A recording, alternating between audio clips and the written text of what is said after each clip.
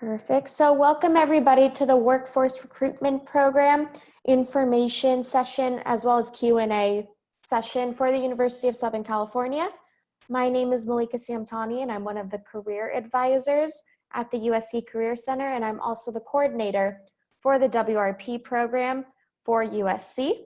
For this session, we encourage you to use our live captioning if you need to review our captions. So if you're hard of hearing or anything, we have captions here for you.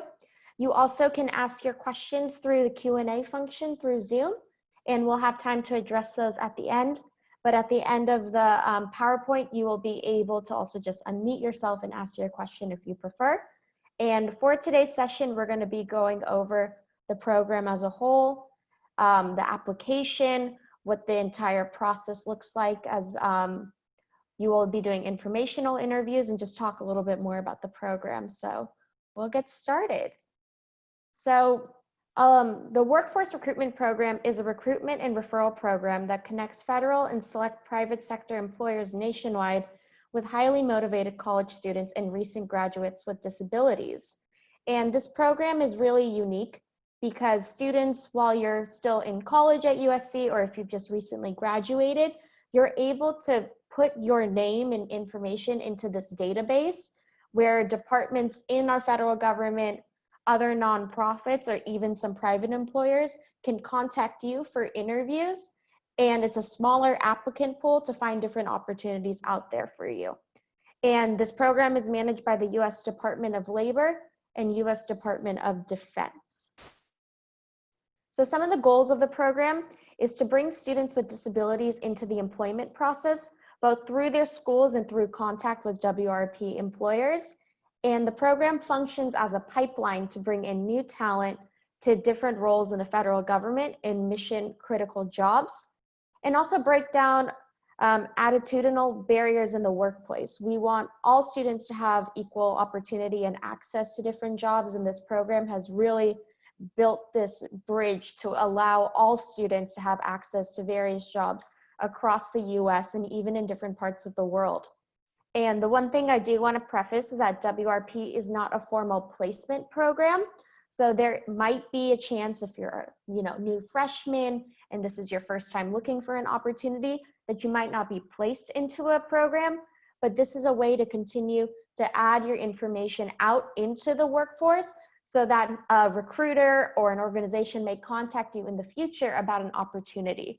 So we really do recommend that as you are a student and even the 2 years after you graduate, you use this program as a way to get connected to different opportunities, because what's also unique about the program, as I will talk about later, is you will have access to a recruiter from the federal government assigned to USC and ask them questions about the recruiting process, how to best present yourself in an interview, what are things you should highlight on your resume. And that is really something not many organizations just in general have a program like this, so it would really be to your benefit to continue to apply every year and be part of this program. So I do want to highlight some important dates.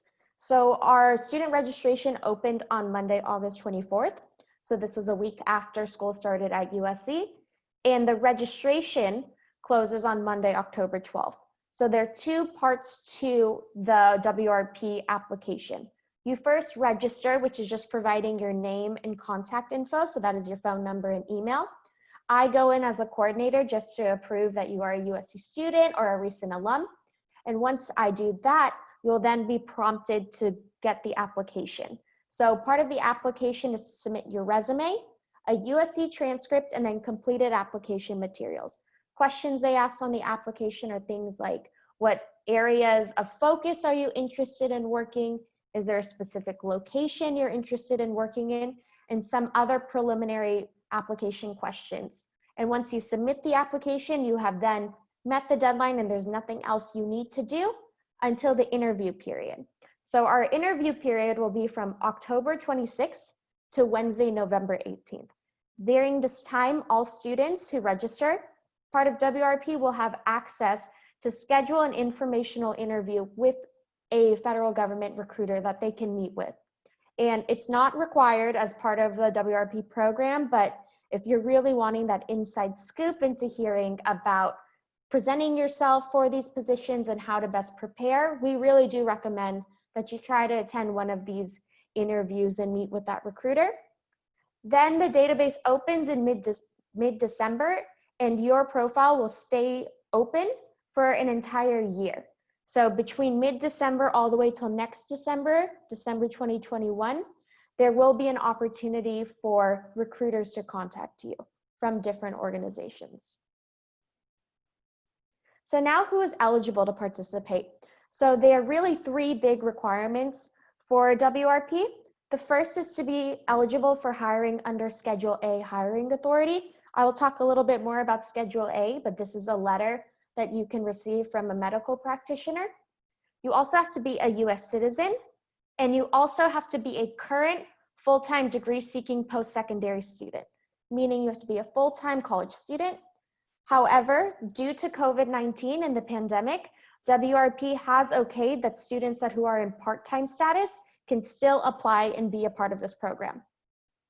So I have the note about students may also participate if you meet all the other requirements for the program but are taking a reduced course load due to a disability. And candidates who graduated on April 1st, 2018 or after are also eligible to participate through this program. So as a recent grad, in semesters to come, you will also be able to be a part of this program. And we are open to both bachelor student, master's student, and doctoral students. So now I want to talk about Schedule A. So all WRP candidates must self-certify that they're eligible for a Schedule A hiring authority.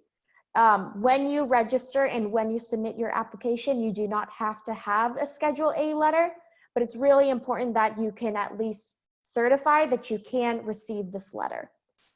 So WRP employers will use this hiring authority to bring candidates into internships and jobs at their agencies. And then candidates must provide a Schedule A letter to the federal agency's human resources official when accepting an opportunity through WRP. You should not, and you do not need to upload it to the WRP website.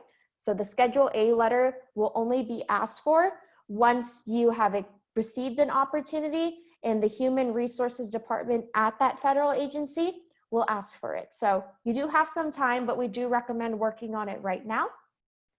So Schedule A is a accepted appointing authority for people with disabilities that allows them to be quickly added to the federal workplace. So this has a lot of the different policy on it, but what the letter is, it's a quite short letter, but it's a letter from a medical practitioner or somebody that can just state that your disability is able to be hired under Schedule A. It's a mouthful to say, I'm so sorry. So now who can provide that letter? A Schedule A letter can come from a licensed medical practitioner or professional, a licensed rehabilitation professional, or any federal or state agency that issues or provides disability benefits. It does not have to detail your specific disability, medical history, or need for accommodations. Another question we always get from students is, can I get it from USC's Disability Services Office? And the answer is no, you should be going through your primary medical professional. If you do get insurance through USC, you can talk to the medical professional that you see assigned to at USC to see if they can provide this letter. But with this letter, you also want to make sure that if you also have an older letter that you want to continue to use, that the person who wrote the letter can still be contacted and their contact information is still up to date. Let's see. Now to register at wrp.gov, you will have to provide your email from USC, and we just outline on here the different platforms to use. So we do recommend using a computer, not your mobile device, and use Chrome, Firefox, or Microsoft Edge. Internet Explorer is not the best platform for your accessing WRP, so really keep that in mind when you're trying to access the website.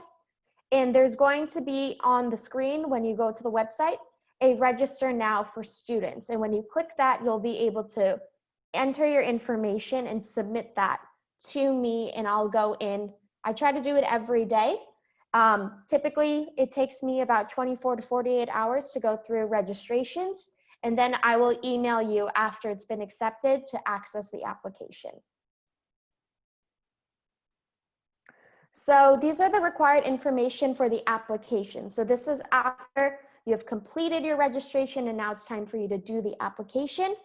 You need to provide identification and contact information, a resume, a transcript, official or unofficial, so you don't have to go through USC's transcript office to order this. You can just upload your STARS report if that's accessible to you.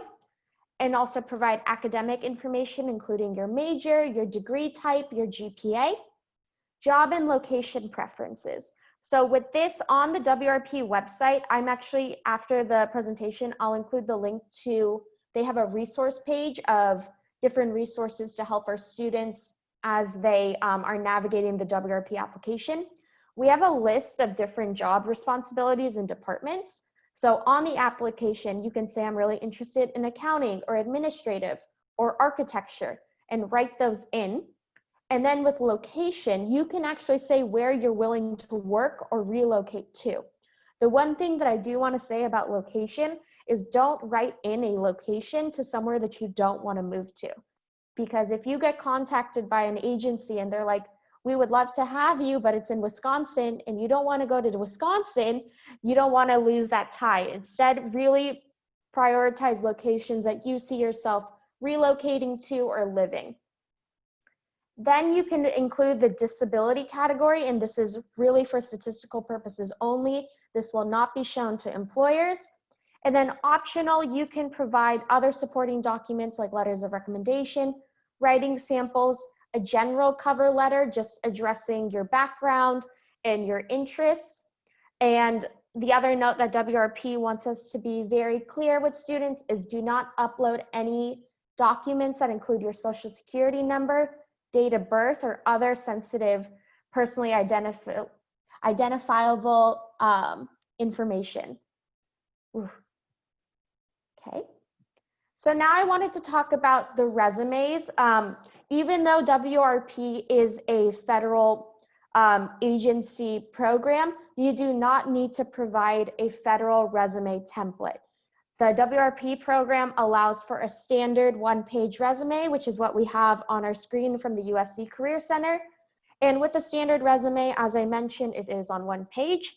And you're highlighting things like your education experience, any special skills, work experience, project experience, volunteer experience can also be in that category. As well as for this student, they also highlighted their athletics, but if there's any type of extracurriculars that are pertinent to the role itself, you can highlight that on a resume. On the right-hand side of the screen, I actually explained the difference between a federal resume and a corporate resume, which is our standard one-page resume. A federal resume is about 4 to 5 pages, and it must have every qualification asked for in a job description. The reason why WRP is really okay with students not having a federal resume is you're not applying to a specific job. Instead, you're applying to a program to be shared widely to different jobs. So that's why the one-page resume is fine. And if you want to actually see a federal resume job type in the chat afterwards, Go Government provides different templates, and it's through USA Jobs, and you can actually make a federal resume if you want to, but really a one-page resume is appropriate. In USC, through our Career Center, we have a lot of different resources to help you get your one-page resume up to date. We use a platform called VMock. It's called Smart Resume, where if you have your resume done already, you can upload it, and within a few seconds, it's going to give you some feedback on how to best update your resume. We also have different platforms where you can do a drop-in advising appointment and talk to an advisor about updating your resume. But when we do the informational interview with the recruiter assigned to USC, you can also meet with them then to also go over your resume. So you have a lot of different opportunities to update your resume, and part of the program is you're able to swap out documents. So if between now and December or later on next year, you add new experiences, you can add a new document, and that can be in the platform for employers to see. So you can add new documents. So now I want to talk about that informational interview. So last year and years past, it used to be a evaluative interview where you would interview with someone that was actually going to assess you, give you a grade mark, and then share that with agencies. Instead, what they've decided to do is now just allow for an informational interview where this allows you, the candidate, to just ask questions to be prepared for different jobs and job types rather than to be judged for a specific position and given a grade. So we are going to have an assigned recruiter who is a federal government employee able to meet with USC students. You will be able to have a conversation where you can ask for career advice and learn about federal service. You can discuss your resume and application, and the recruiter will provide feedback and general suggestions on what you can do to improve or add to your resume. And this is really a chance to learn and seek advice from someone who's already in the field. And then you can get certain information on how to succeed in your career path and see if maybe where they work is something you see yourself in, or they might know of a department that's similar that you can get more information on. I do want to note that we are going to get someone that's general. So they're not able to accommodate almost every, department and will know the details of specific agencies, but they will be able to talk about federal service and what that is like and how to best prepare you as a candidate. So now how to prepare for your interview. We recommend that you research different federal career pathways and jobs you're interested in so that you can start developing questions to ask in the informational interview. You can create a short list of general questions to ask the recruiter, and in a lot of interviews that you go into, they will always ask you, do you have any questions for me? So it's appropriate to have, your pen and paper out and ask those questions that you've generated. And then review your resume with our career services office and be prepared to receive feedback during your interview. As I mentioned, we have the drop-in period that is every day from 12 to 3 p.m. via Brazen, and we can add the links after. And then this is that link to our Smart Resume VMOC resource. So if you just type that into Google right now, you can sign in with your USC credentials. So we also ask that you are prepared to answer questions related to your academic, professional, and extracurricular experiences. When you're meeting with the recruiter, they may ask, oh, what did you do during your time at this company? And you should be able to answer questions about the responsibilities you had, the work you did, and be able to have a conversation about that. And then you want to give highlights of your successes and discuss how you have solved problems. So really, we use something called like the STAR method for answering questions in interviews. And really what that is getting at is to talk about a situation, the task, the action, and then the result. So with a lot of positions, they really want to make sure that you can solve problems, figure out solutions, work through different decisions that have to be made. So think about your experiences and how that can demonstrate some problem solving that you did. So I also provided some sample questions that are appropriate to ask in an informational interview. I do actually have a resource that I will be sending to all students who have registered for WRP after the session, but we just wanted to provide some sample questions, including, can you describe your company culture? Do you have other accomplishments that set you apart in this industry? What was your undergraduate major relevant to your current position? These are all questions you can ask the WRP recruiter, and that will give you some information to best prepare you for the process if agencies contact you. So this is now after the interview. The WRP database is published to federal employers in December 2020. Keep your WRP application and contact info up to date all year for employers. And as I mentioned, you can edit your application and documents even after submitting. So as you take more classes or you get involved with other things, feel free to change out that resume so it can stay up to date. And then as I mentioned, WRP is not a guarantee of an employment, but we always encourage you to pursue other avenues in addition to WRP. So at the USC Career Center, we have a lot of exciting events coming up. now this fall and through the spring semester. So we encourage you to try everything. You never know where you'll wind up, but WRP is still there as another option. So this is how employers will contact you. They're going to contact you directly without going through the WRP office.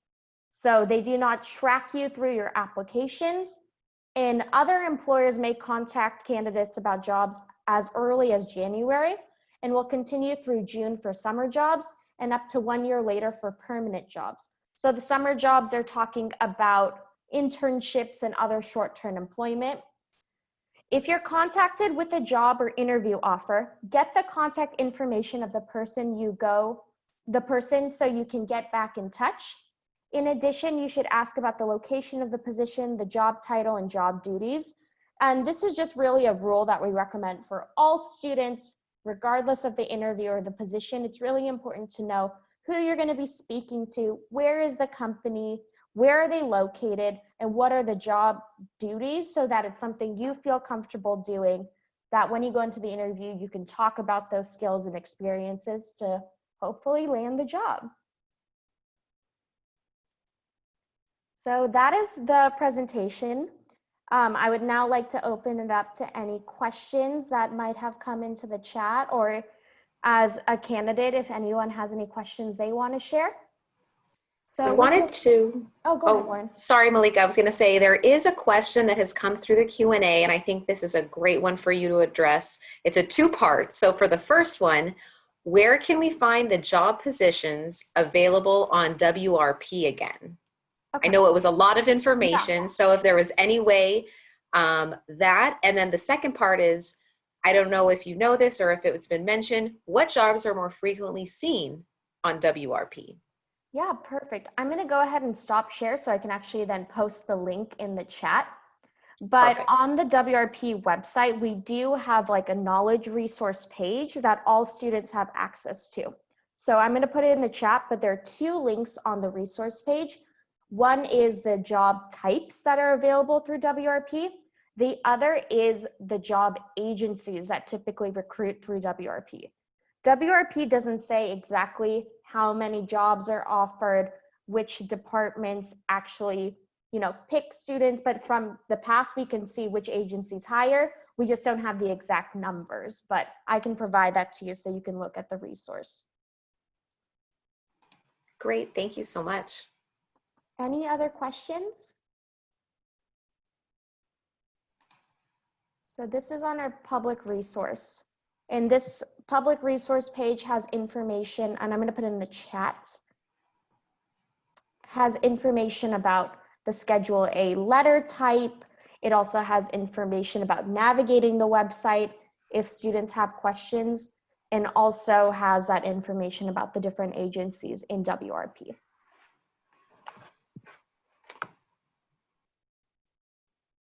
Okay. I just got a question that says, I found the WRP job preference descriptions and I have so much knowledge, skills, and abilities I could work in up to 13 on the list. How do I find out mission critical job duties that I can match? So this will be a great question that I would recommend asking our recruiter when you can. As you can see from that job preference description, it's pretty general, but if you're looking for something specific to mission critical jobs, I would say share that with the recruiter. But even a cover letter where you can talk about your interests in mission critical jobs and that specific agency you're interested in, you can always write a general cover letter and we can assist you with that about some of your interests that you're hoping to get through this program.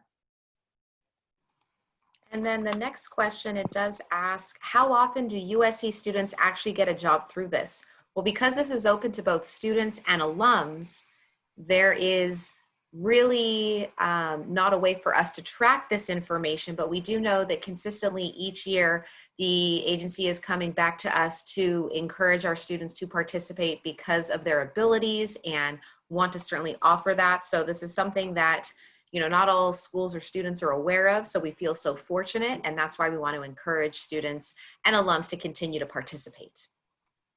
Yeah, and as I mentioned, the agencies don't disclose exact placements, but this program has been around for quite some time and has led to different employment opportunities. They did share during one of their information sessions. So as coordinators, we go to weekly sessions to just get updates, ask questions. And what was shared was that last year, probably like 400 students were placed, but this is across the entire US. And just want to point that out there. So we just got another question. As career advisors, which other USC platforms do you suggest to better our chances with landing a stellar job? Connect SC, the Vault, etc. Great question. So on Connect SC, which is USC's main job platform website, we have under our resources tab, online resources and handout. It's on the left-hand side of Connect SC. When you go into that, that will have all of our different career resources. One of them that you can select the category for is job search. And through that, these are all the different platforms that Connect SC and us at USC have vetted to allow for students to look for different opportunities. So if you're interested in public affairs, we have opportunities in public affairs. If you actually want more music focused, WRP actually has like arts and music related roles. We have search engines like Art Search or Bridge, which are for our creative arts and music majors. So there are a lot of different options. And then also through USC, we have events like Trojan Talks, which have been happening virtually, where a student can attend an information session with an employer and get to hear about their company and open positions. We also have a variety of different recruiting events. So in the chat, I will actually put a link to our upcoming event called the Diversity Meet and Greet. Oh, it doesn't let me share files, but I can share the screen instead. So if you have your iPhone out or another device, you can share it. But this is an event that the USC Career Center is hosting, and we actually don't market it out to all students, but through this event, you can interact with different employers from different industries and talk about their open opportunities. But what's really unique about this event is that these are employers that have resources in place to help students from all different backgrounds and identities and also abilities. So you can go and read about a company and know that if you get hired, they have resources to assist you. And you can ask questions that maybe might be harder to do during a regular career fair or Trojan Talk, but these employers are very intentional about their resources to help their candidates. So I'll just keep this on the screen for now, but I think I saw a few more questions.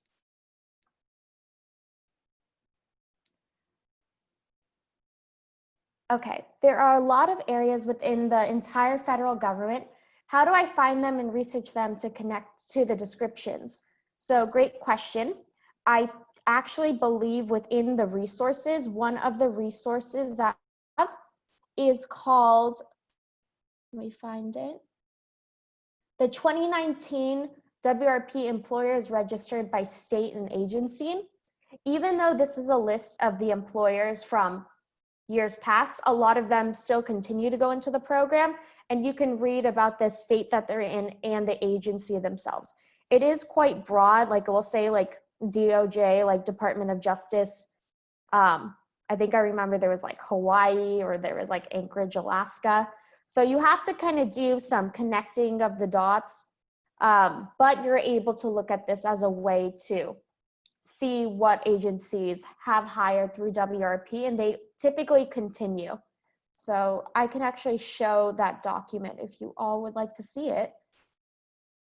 It's pretty vague, I will be honest, but it's like, yeah, see DHS, I mean, federal government, they really like acronyms, but luckily that should be something really easy to do with a Google search. So like the first one is Department of Defense, Army, AE. Is that Arizona? No, that's not Arizona. That really says a lot about me and knowing my states. I should, AE, I don't even know what state that is. Anyway, but you get my drift. So you, like they have Arkansas, Alabama, and they do it by state. So if you really just want to stay in California, look at all the California locations, and then you can filter down that way. I did do a search in order to figure out what AE was, because you're probably not the only one. I was curious as well. And AE is actually Armed Forces Europe. So for those Oh, thinking about international options, that is one of the abbreviations on the list. yeah, I did not know that. See, you learn something new every day. So now I'll know that it's Armed Forces International. But there are a lot of different options, but that's why with the location, really think about where you want to be, because with a lot of these federal positions, it also does require some relocating.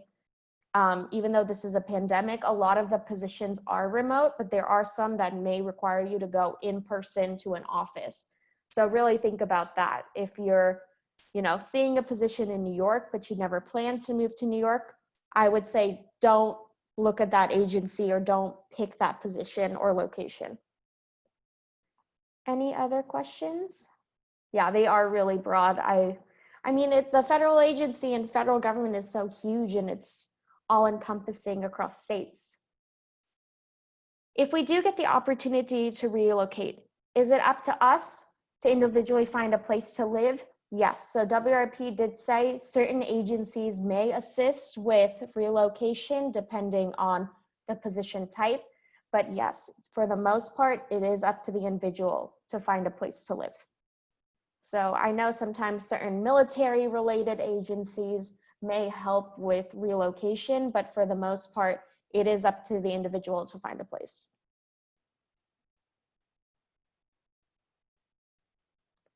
I don't know how many departments the Department of Defense has, but just even looking at this list here, I see DCMA, NPS, Navy, Air Force, Army. There's so many, because I think just defense in general has so many different divisions and bureaus. Any other questions? I know a lot of the students and alums on the call have already started submitting their applications, but just really want to remind you to keep in mind of that October 15th date. And if you have questions, you can always contact myself or our colleagues at, DSP. Everyone's here to assist our students and make sure that this is another resource to get you all hopefully positions. And at least, even after you graduate, there are options to potentially get positions in the federal government. But what I'll stop doing is sharing, and if we don't have any other questions, then we can end the session, but Lauren and I will stay on if you have any questions. And we thank you so much for your time, and fight on.